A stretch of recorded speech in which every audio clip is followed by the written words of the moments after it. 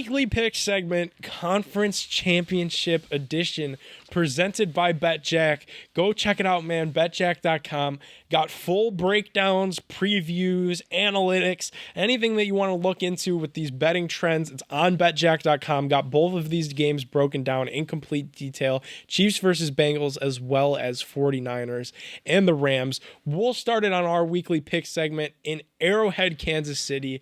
Patrick Mahomes, the Chiefs, they're back at home with Patrick Mahomes' wife, who's in a little bit of trouble for the champagne stuff.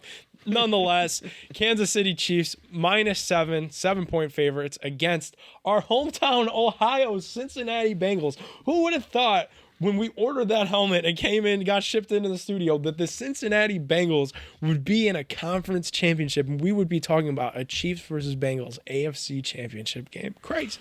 Crazy. I mean, I didn't think they would go this far, but I knew they would be good. What they had. So sucks being a Browns fan. It does. Watching this, Joe Burrow looks like the real deal. On the other side, you got Patrick Mahomes that looks like the real deal. The over/under at this game is set at 54. And before we get into the breakdown of these two actual teams, I gotta say that I like the over on the 54, just because you split that in half. Man, this game is gonna go into the 30s on one side or another with Burrow, Chase, T. Higgins, and then Mahomes, Hill, and Travis. I'd be floored if this over didn't hit, right, at 54? Yeah, it'd be tough. That'd be a bad beat. This game, though, obviously there's a lot of people in Ohio. The majority of the people that listen to the Sports Parlor live in Ohio. Most of us Northeast, because obviously you played for the Browns. I'm a diehard Browns fan. We yell about them every week. We got some Cincy folks, too, specifically on the YouTube side. Shameless plug, subscribe at betJACK on YouTube. And I don't know how to feel about this, because Joe Burrow has shown me now and made me eat my words that I had a couple of weeks back in the regular season. Cincinnati Bengals, they're here. They can win big games, but can that defense keep up with all the weapons that Kansas City has? That's where I struggle. I don't know that they can. I'm going to take the Chiefs. I'm hesitantly going to take the 7. I think the Chiefs could win this game by like 10. It's a good take, but yeah, I'm gonna go with the Chiefs as well. And if I'm gonna go with the Chiefs, I'm gonna take the 7. You know what I mean? It's like, and I'm gonna take the over easy. So you might as well just take the 7 either way, because it's gonna be a good game, and I think I wouldn't be surprised if it turned out like the Bills game. Right, yeah, that'd be something. Just a flat-out shootout all the way to the end. Another thing that we'd be remiss if we didn't bring up, and you look at these 4 remaining games, something that all of these teams have, and something that we saw come into big-time play over the weekend, this past week, special teams play.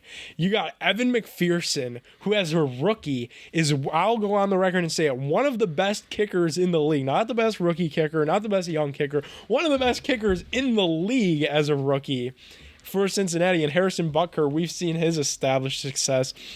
And it's like, if you have a guy that can make it consistently from 40 plus, that's a weapon in the playoffs, in the postseason. Screw all the analytics. I'm sick of hearing it. Analytics say we go for it. Be aggressive. In the playoffs, you got to take them points when they show. And having a good kicker at times, that's dangerous. That's a weapon, man. Facts. I mean, he came a long way, you know what I'm saying, from, remember that game in the beginning of the season against Green Bay? And he was doubling over. Oh, man, you would have thought they was going to send his ass home after that. But nah, man, special teams, man, like a lot of people say defense wins championships, but special teams should be added into that, because the special team side of the ball, any big play can change the game. Yep. You know what I mean? I mean, on any side of the ball, any big play can change the game. But special team is those, I call them mercenaries. The guys that don't really play on offense, defense much, but they go out there and want to hit somebody. Mercenaries.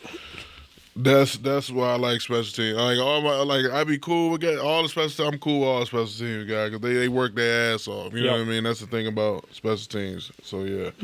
Definitely. We both got the Chiefs there. It's been a hell of a run for Cincinnati. And I think the recipe for Cincinnati, if they want to cover the spread in this game or flat out win this game outright, and then when we start looking into next year, next offseason, this offseason, how we build this thing coming back to potentially take down the Chiefs next year for the Cincinnati Bengals, it's protect Joe Burrow. Everything all this success in the world that you want is probably right there in front of you. Defensively, they're all right. That D-line could probably use some work. You probably use some pieces here and there. But linebackers all right. Corners all right. Trey Hendrickson on the edge is really good. That offensive line, though, 9 sacks. It's like, that can't happen. Like, if you let Chris Jones just free rush Joe Burrow, it's going to be a long afternoon at Arrowhead. Long night. Definitely. So that's for me, at least, playing devil's advocate. That's my recipe for the Chiefs to cover this 7-point spread, or the Bengals to cover +7, is they got to just protect this kid some way or another, whether it be pull Uzama and let him be extra tackle. I don't know what the solution is, but can't be on the ground 9 times. Oh yeah, definitely not. Definitely.